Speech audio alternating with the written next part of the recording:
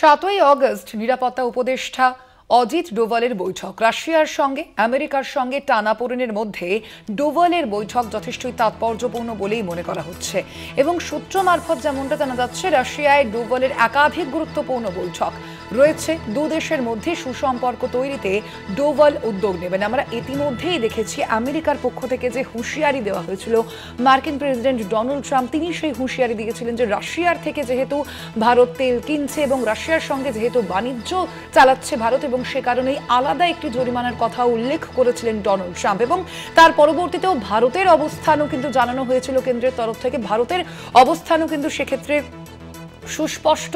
7ই August নিরাপত্তা উপদেষ্টা অজিত ডোভালের বৈঠক রাশিয়ার সঙ্গে এবং ভারতের পক্ষ থেকে ইতিমধ্যেই জানানো হয়েছে। আমরা দেখেছি যে রাশিয়ার সঙ্গে এই বাণিজ্য কিন্তু চলবে, অবশ্যই তা ভারতের ভালোর জন্য এবং ভারতের বাণিজ্যিক ক্ষেত্রের জন্য তা বজায় রাখা প্রয়োজন বলে জানানো হয়েছে। এবং এর মধ্যে নিরাপত্তা উপদেষ্টা অজিত ডোভালের সঙ্গে বৈঠক রয়েছে রাশিয়ার। আমেরিকার সঙ্গে এই টানাপোড়েনের মধ্যে অজিত ডোভালের এই বৈঠক অত্যন্ত সিগনিফিকেন্ট বলেই মনে করা হচ্ছে। রাশিয়ায় ডোভালের একাধিক গুরুত্বপূর্ণ বৈঠক রয়েছে বলেও জানা যাচ্ছে। আমরা এই বিষয়ে কথা বলবো। আমাদের সঙ্গে এই মুহূর্তে ফোন লাইনে রয়েছেন আমাদের মুখ্য রাজনৈতিক বিশ্লেষক জয়ন্ত ঘোষাল। জয়ন্তদা, যে বিষয়টি জানতে চাইবো, আমরা দেখেছি ইতিমধ্যেই কিন্তু আমেরিকার প্রেসিডেন্ট ডোনাল্ড ট্রাম্প যে হুঁশিয়ারি দিয়েছিলেন, সেই হুঁশিয়ারি কিন্তু একেবারেই তার পরিপ্রেক্ষিতে ভারত তার অবস্থান সুস্পষ্টভাবে তুলে ধরেছে যে রাশিয়ার সঙ্গে তাদের এই বাণিজ্যিক সম্পর্ক তারা বজায় রাখবে। আর ঠিক এই প্রেক্ষাপটেই অজিত ডোভালের এই বৈঠক কতটা সিগনিফিকেন্ট বলে মনে করছেন? স্বর্ণালী, একদম তুমি ঠিক বলছো যে এটা অত্যন্ত তাৎপর্যপূর্ণ এবং এখানে দুটো বিষয়। একটা বিষয় হচ্ছে যে এটা খুব সবই বোঝা যায় বা বোঝা যাচ্ছে কেন এই তড়িঘড়ি রুশ সফর। তার কারণটা হচ্ছে ট্রাম্প যেভাবে দর কষাকষি করছে শুল্ক নীতি নিয়ে, এবং তাতে রাশিয়ার সঙ্গে অবিলম্বে তেল মানে আমদানি করাটা ভারত যদি বন্ধ না করে এবং পরমাণু সমস্ত অস্ত্র এবং তাদের যে সমস্ত পরমাণু সংক্রান্ত এবং মানে প্রতিরক্ষা সংক্রান্ত বলা আরো ভালো, সেখানে সব বন্ধ করতে হবে। এখন এখানে তাহলে একটা শ্যাম রাখি না কুল রাখি পরিস্থিতি হচ্ছে ভারতে, যেটাকে ইংরেজিতে আমরা বলি catch-22 সিচুয়েশন। এখন এই catch-22 সিচুয়েশনে এই শাঁখের করাতটাকে ওভারকাম করার জন্য অজিত ডোভালের রাশিয়া যাওয়া।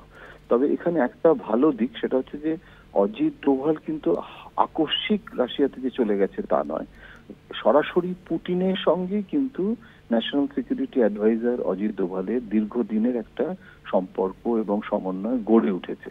এবং দ্রুত মনে করে নেওয়া যেতে পারে যে আফগানিস্তানে যখন তালিবানের রেজিম শুরু হলো, তখন তো সবাই ভেবেছিল যে আফগানিস্তানের সাথে আমাদের অহিনকুল সম্পর্ক হয়ে যাবে, তালিবানরা আমাদের বিরুদ্ধে পাকিস্তানের সঙ্গে চলে যাবে। সেটা কিন্তু হয়নি, কেননা পাকিস্তানের আর্থিক অবস্থা এমনই, তারা নিজেদেরই অর্থ বাজেট তৈরি করতে পারে না। তো বরং ভারত যেভাবে কাবুলে পার্লামেন্ট করে দিয়েছে, তো নির্মাণ আর কি, এবং সমস্ত কিছু সাহায্য, সেটা তালিবান বুঝেছিল এবং তালিবান সরকারে আসার পর তারা ভারতের সাথে সুসম্পর্ক করে এবং এই সম্পর্কটা করে দিয়েছিল কিন্তু পুতিন, এবং অজিত ডোভাল ওখানে গিয়ে সেটা সক্রিয়ভাবে সেটা রিজলভ করেছিল।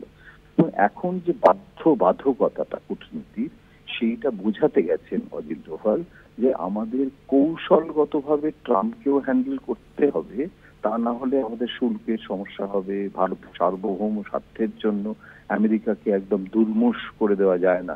অথচ এটাও ঘটনা যে সেই সুদিন ট্রাম্পের সাথে দেখা যাচ্ছে না। কিন্তু ট্রাম্প তো খুব ইনকনসিস্টেন্ট। ট্রাম্প তো পুতিনের সঙ্গে কদিন আগে খুব বন্ধুত্ব করেছিল, নির্বাচনের পরে ছিল তো আমরা দেখেছি।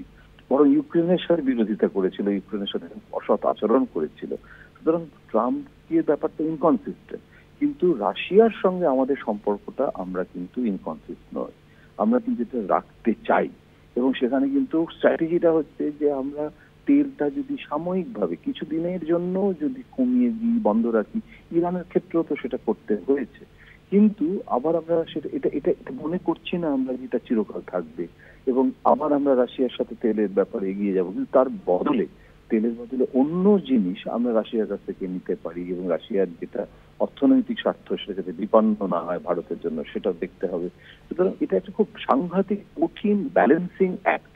সেটা অজিত ডোভাল কিন্তু পারদর্শী, আমি বলবো না অজিত ডোভাল পারদর্শী নয়, এবং সেইটা অজিত ডোভাল করতে গেছেন এবং অনেকের সঙ্গে দেখা করে উনি ফিরে এলে বোঝা যাবে যে কিভাবে উনি এই ব্যালেন্সটা সার্কাসের মতো একদম সেটা উনি একদিকে ট্রাম্প আর একদিকে রাশিয়া, এবং রাশিয়া মানে কিন্তু চীনের সঙ্গে রাশিয়ার একটা অক্ষ আছে, সুতরাং সেটাও দেখতে হচ্ছে। তো সব মিলিয়ে খুব কমপ্লিকেটেড, কিন্তু অজিত ডোভাল এই কঠিন কাজটাই করতে গেছেন। ধন্যবাদ আপনাকে। আমরা কথা বলছিলাম, আমাদের সঙ্গে ফোন লাইনে ছিলেন মুখ্য রাজনৈতিক বিশ্লেষক জয়ন্ত ঘোষাল।